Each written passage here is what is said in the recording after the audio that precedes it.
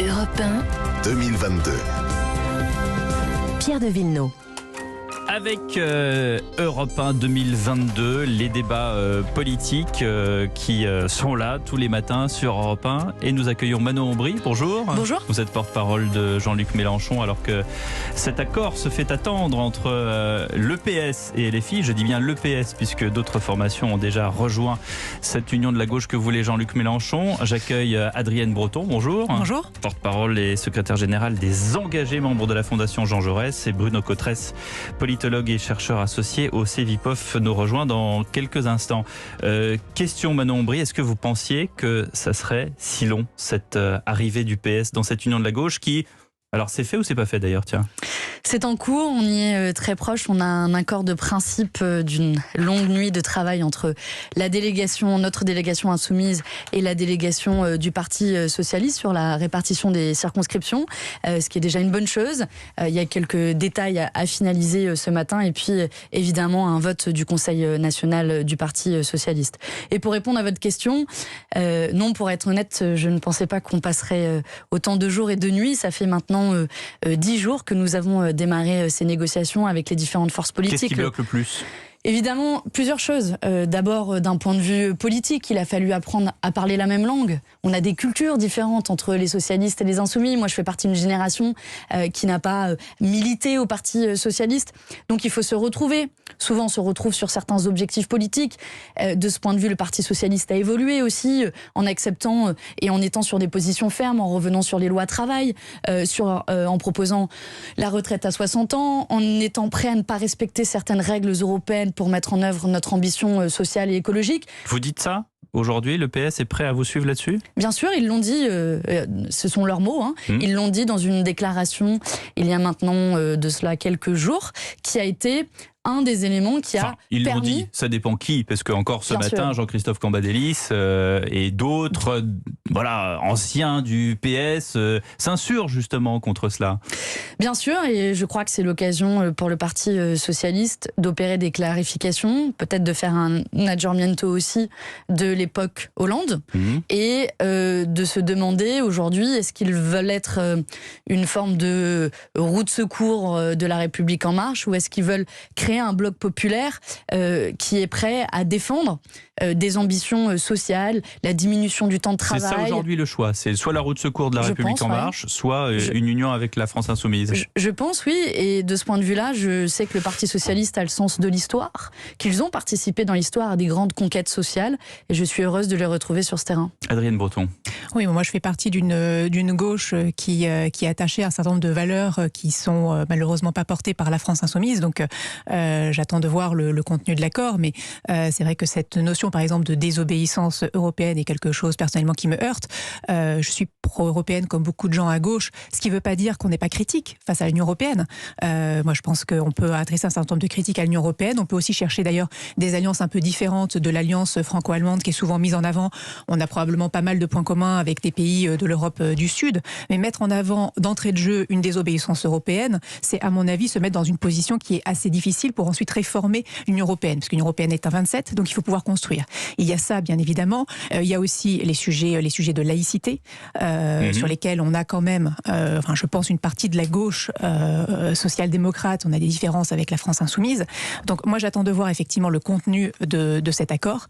Alors on va prendre point par point peut-être. D'abord justement sur la désobéissance européenne pour répondre à Adrienne Breton. Oui, c'est l'occasion je crois, de faire un peu de pédagogie sur cette question.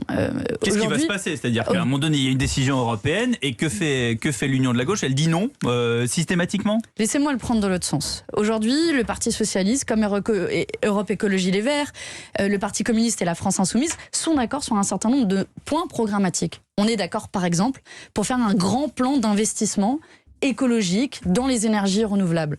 On est d'accord, par exemple, pour avoir du fret public, renationaliser le fret et faire en sorte que nos lignes de TER qui conduisent à la fermeture de petites lignes de train, par exemple, ne soient pas privatisées. On est d'accord pour faire des cantines biologiques et locales. Je pourrais vous faire une longue liste. Sur tous ces points, eh bien, on mentirait aux Français si on ne disait pas que c'était en contradiction avec un certain nombre de règles européennes. Le plan d'investissement, c'est contraire à la règle des 3% de déficit. La renationalisation, c'est contraire au droit de la concurrence européen, comme par ailleurs le fait de privilégier des cantines bio et locales et donc de la production locale. Eh bien, nous disons, soit nous renonçons à notre ambition sociale et écologique, c'est par ailleurs ce qui a été fait dans le passé par une certaine gauche, soit nous disons, eh bien, sur ces règles précises, il ne s'agit pas de désobéir par principe, mais sur ces règles précises, alors nous acceptons de ne pas les respecter. Et vous savez, nous ne sommes pas les seuls, et nous ne serons pas les seuls. Je peux vous prendre l'exemple de l'Espagne, à la suite de l'explosion des prix de l'énergie, il y a de cela quelques mois, a obtenu une dérogation auprès de la Commission européenne qui s'est généralisée pour tous. Même Emmanuel Macron... Mais une dérogation, c'est pas une désobéissance. Parce qu'ils ont dit, quoi qu'il arrive, nous interviendrons sur le marché de l'énergie pour fixer les prix de l'énergie à la baisse. Je pourrais vous prendre d'autres exemples. En réalité... Emmanuel Macron lui-même désobéit à des règles européennes, ne respecte pas les normes de pollution de l'air. Donc on le voit déjà que, en fait, l'Union européenne est ce qu'on veut en faire. L'Union européenne est ce qu'on veut en faire. Et nous, on veut évidemment se donner les moyens de changer les règles pour tout le monde.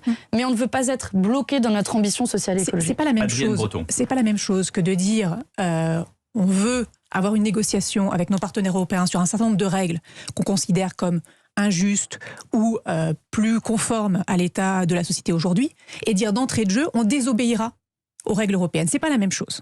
En fait, on introduit, à partir du moment où on parle de désobéissance européenne, derrière, qu'est-ce qu'on entend et qu'est-ce qui est sous-entendu, c'est quand même une défiance vis-à-vis des institutions européennes et vis-à-vis de l'Europe. C'est pas la question qui est posée. Et c'est aussi ça qu'entendent nos partenaires européens. Il faut le prendre en compte. On est dans un contexte où on est 27. Donc arriver d'entrée de jeu en disant, en fait, nous, on vous prévient, si les règles ne nous conviennent pas, on désobéira.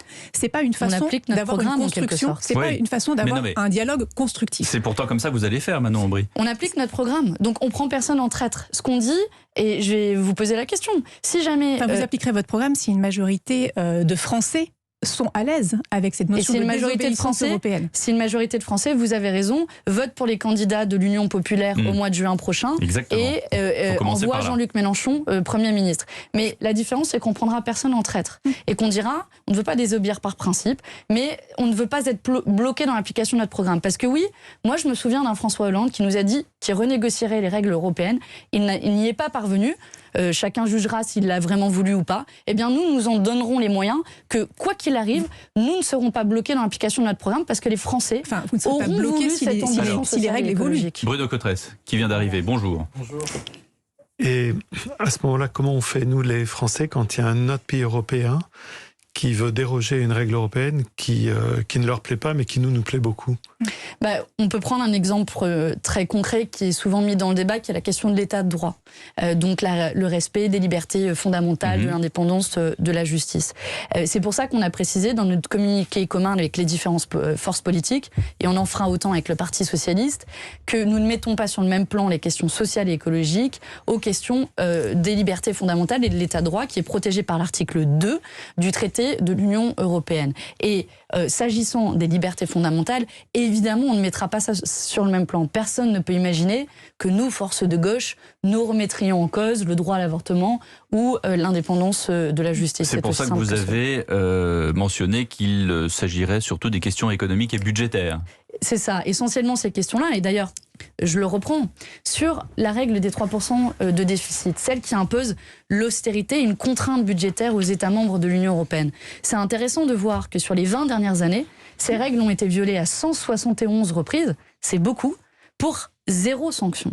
C'est bien la démonstration que c'est plutôt utilisé comme une forme de pression, de chape de plomb sur les États européens. La démonstration que l'Europe sait s'adapter à des situations de crise. Non, cette règle, elle était violée bien avant qu'elle soit suspendue à l'occasion de la crise Covid. Donc c'est plutôt la démonstration que l'Union européenne est une construction politique et qui a été le fruit de rapports de force dans son histoire, et que la France, deuxième économie, si elle veut appliquer un programme de progrès social écologique, alors elle peut s'en donner les moyens. Manon Aubry, comment est-ce qu'on va intégrer les idées du PS? Parce que cette OPA, si je peux l'appeler comme ça, est importante, puisqu'on intègre quand même accessoirement Blum, Jaurès, même François Mitterrand, d'une certaine manière. Ça veut dire qu'aussi on prend en considération Jean-Christophe Cambadélis, qui était ce matin l'invité d'Europe 1 et qui parlait de reddition, c'est-à-dire qu'il dit, voilà, le slogan dans l'Union de la gauche, c'est Mélenchon, le personnage principal, c'est Mélenchon, le programme, c'est Mélenchon. Qu'est-ce qui reste au PS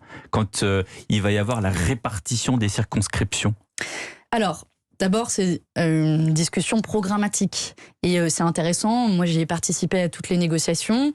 Le Parti socialiste, et ça fait plaisir de les entendre sur le sujet, ont insisté sur des éléments liés au service public. Par exemple, ils ont ajouté un enjeu de un objectif de 0 décrocheur à l'école. Je peux vous donner cet exemple très précis.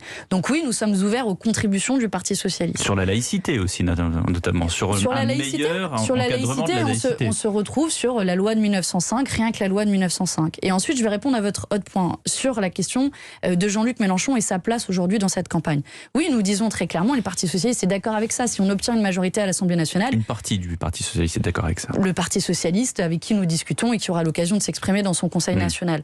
Mais si nous avons comme mot d'ordre Jean-Luc Mélenchon Premier ministre, c'est une double raison. La première, c'est que c'est évident, si on obtient une majorité à l'Assemblée nationale, et c'est notre objectif collectif, que le Premier ministre sera issu de la formation majoritaire, qui est la France insoumise, mais surtout, on le fait aussi parce que c'est un vecteur puissant de mobilisation. Moi, je vois les gens dans la rue qui viennent m'interpeller et qui ont été déçus à la suite du premier tour. Franchement, quand on était de gauche, c'était un peu la gueule de bois. On a raté de peu le second tour et qui se disent...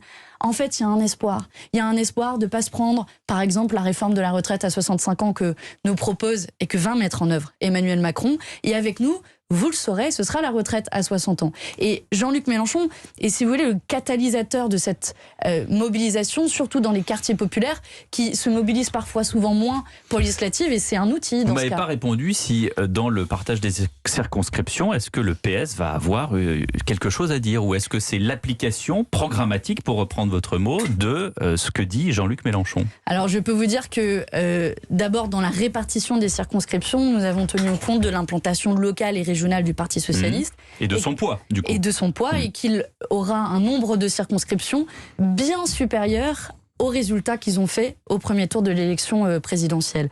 Ensuite, ce qui va nous engager, c'est un programme commun de plusieurs centaines de propositions. C'est ça que nous élaborons en commun, c'est pour ça que ça prend aussi un peu de temps. Après, évidemment, il n'y a pas de mandat impératif sous la Ve République en France, mais ce qui fera notre force, c'est bien ce programme commun. Bruno Cotresse. C'est sur l'idée du programme commun que j'aurais aimé vous interroger. Au fond, si tout marche conformément à vos espoirs, et que Jean-Luc Mélenchon devient Premier ministre de cohabitation avec Emmanuel Macron.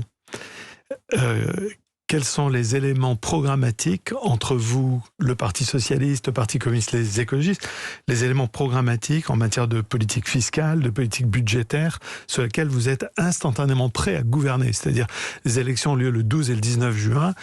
Imaginons que le 21 juin, vous êtes dans les starting blocks, vous êtes à Matignon, vous siégez ensemble au gouvernement.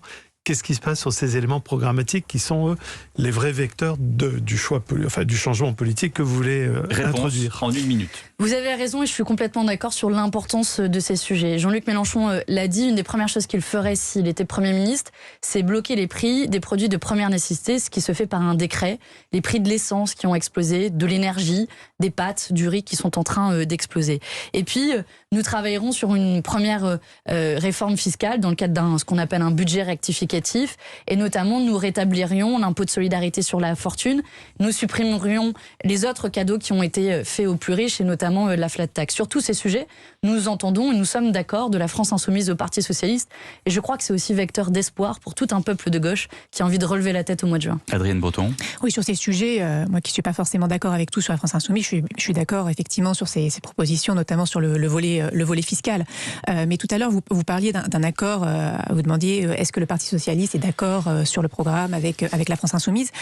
C'est bien de parler du Parti Socialiste, mais il faut parler aussi des électeurs de gauche. Moi, je dis ça parce que je suis dans un mouvement qui n'est pas affilié au Parti Socialiste, qui regroupe des membres qui sont parfois venus du PS, parfois même venus de la France Insoumise, parfois qui n'ont jamais été engagés politiquement. Mais il y a aujourd'hui un électorat à gauche qui est quand même perdu politiquement. Une partie de cet électorat a voté Utile, a voté Mélenchon, une partie s'est retrouvée dans des votes écolo ou PS. Comment est-ce que vous créez une partie est chez Emmanuel Macron. Et en ayant des propositions radicales, et notamment des propositions qui font peur à une partie de l'électorat de centre-gauche sur l'Ukraine, sur la laïcité, sur l'Europe, la gauche prend le risque d'être de façon pérenne dans une opposition qui n'arrivera pas à arriver au pouvoir. Et c'est là-dessus que moi je regrette que la France Insoumise ne soit pas capable de faire un pas pour aller vers le PS. En 30 secondes, Manon Aubry. Je crois que les 22% de Jean-Luc Mélenchon démontrent qu'il peut réunir largement. Et notre envie, notre conviction pour le mois de juin, c'est de réunir encore plus largement et qu'il peut y avoir une majorité dans ce pays pour défendre l'ensemble de nos propositions, que ce soit, et elles sont communes, que ce soit la retraite à 60 ans. On parlait tout à l'heure des mesures fiscales et la fin des cadeaux fiscaux aux plus riches, du blocage des prix de produits de première nécessité, de la planification écologique pour prendre à bras-le-corps le défi climatique. Et sur tous ces sujets-là, oui, nous pouvons faire preuve d'ambition. J'appellerai pas ça forcément de la radicalité, si ce n'est peut-être la situation de l'urgence sociale et écologique qui soit radicale. Merci Manon Aubry, merci à vous, Adrienne Breton et Bruno Cotresse.